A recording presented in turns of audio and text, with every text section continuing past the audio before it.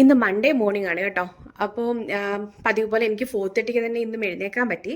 അപ്പോൾ 5:30 ഒക്കെ ആകുമ്പോഴത്തേക്കും ഒന്ന് വാക്കിങ്ങിന് പോകണം. അതുകൊണ്ട് രാവിലെ ബ്രേക്ക്ഫാസ്റ്റിൻ്റെ കാര്യങ്ങളൊക്കെ കുറച്ചൊന്ന് ചെയ്ത് വെക്കാമെന്ന് വെച്ചു. പിന്നെ ലഞ്ചിനുള്ള റൈസും ഒക്കെ ഒന്ന് റെഡിയാക്കി വെച്ചിട്ടാണ് ഞാൻ പോകാറുള്ളത്.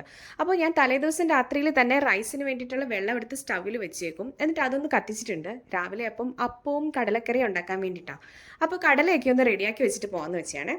കടല ഞാൻ തലേദിവസം രാത്രി തന്നെ വെള്ളത്തിലിട്ട് വെച്ചിട്ടുണ്ടായിരുന്നു. അപ്പോൾ അതൊന്ന് കുക്കറിലേക്ക് ഇട്ടു. പിന്നെ രാത്രിയിൽ അതിന് വേണ്ടിയിട്ടുള്ള ഓനിയനും ടൊമാറ്റോയും ഒക്കെ ഞാൻ രാത്രിയിൽ തന്നെ ഒന്ന് അരിഞ്ഞു വെച്ചിട്ടുണ്ടായിരുന്നു. അപ്പോൾ അതൊക്കെ എടുത്തിട്ടു. പിന്നെ മുളക് പൊടി, മല്ലിപ്പൊടി, മഞ്ഞൾപ്പൊടി, അതിന് വേണ്ടിയിട്ടുള്ള മസാലകളെല്ലാം ചേർത്ത് അതൊന്ന് വേവിക്കാനായിട്ട് വെച്ചു. അതിനുശേഷം എനിക്ക് ബീട്രൂട്ടിൻ്റെ മെഴുക്കുവരട്ടിയായിരുന്നു ഇന്ന് ലഞ്ചിന് ഉണ്ടാക്കുന്നത്. അപ്പോൾ അതും കൂടി ചെയ്യാമെന്ന് വെച്ചിട്ട് ഞാൻ ഫ്രോസൺ ആക്കി വെച്ചേക്കും കേട്ടോ. വെജിറ്റബിൾസ് കട്ട് ചെയ്ത് വീക്ക്ലി വൺസേ കട്ട് ചെയ്യാറുള്ളൂ. അപ്പോൾ അത് അങ്ങോട്ട് ഫ്രീസറിൽ സൂക്ഷിച്ചേക്കും. അപ്പോൾ ഇന്ന് ബീട്രൂട്ടാണ് എടുത്തത്. ബീട്രൂട്ടിൻ്റെ മെഴുക്കുവരട്ടി വെക്കാൻ വേണ്ടിയിട്ട് അതും ഒന്ന് എടുത്ത് അതുമൊക്കെ ഒന്ന് റെഡിയാക്കി. അതിനുശേഷമാണ് ഞാൻ എനിക്ക് വേണ്ടിയിട്ടുള്ള ഗ്രീൻ ടീ ഉണ്ടാക്കിയത്. പിന്നെ ഞാൻ പോയി ടീ ഒക്കെ കുടിച്ചിട്ട് വന്നപ്പോഴത്തേക്കും എൻ്റെ കടലക്കറിയൊക്കെ ഏകദേശം റെഡിയായി.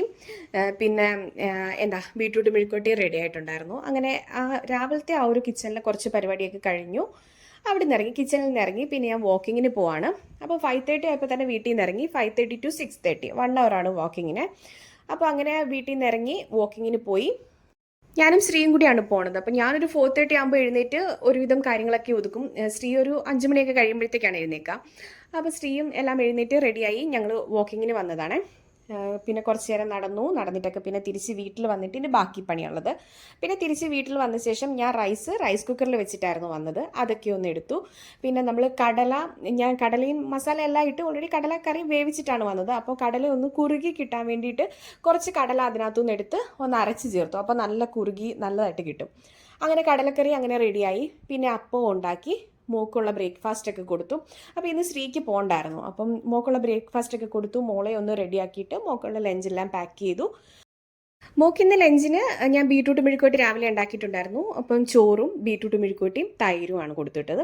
പിന്നെ സ്നാക്സിന് കുറച്ച് സ്ട്രോബെറിയും കൂടി കൊടുത്തുവിട്ടു. ആൾക്ക് അത് മതി. അത് ഭയങ്കര ഹാപ്പിയാണ്. തൈര് മാത്രം കൂട്ടിയിട്ടാണ് കഴിക്കുന്നത്. പിന്നെ എക്സ്ട്രാ ഈ വെക്കുന്ന കറി ചിലപ്പോൾ ബീട്രൂട്ട് ആയതുകൊണ്ട് കഴിക്കും. വേറെ എന്ത് കൊടുത്തു വിട്ടാലും അത് അതുപോലെ തിരിച്ചു കൊണ്ടുവരും. അങ്ങനെ പിന്നെ ബ്രേക്ക്ഫാസ്റ്റ് എല്ലാം കഴിച്ചു. മോളെ റെഡിയായിട്ട് മോളെ ശ്രീയാണ് സ്കൂളിലേക്ക് കൊണ്ടാക്കിയത്.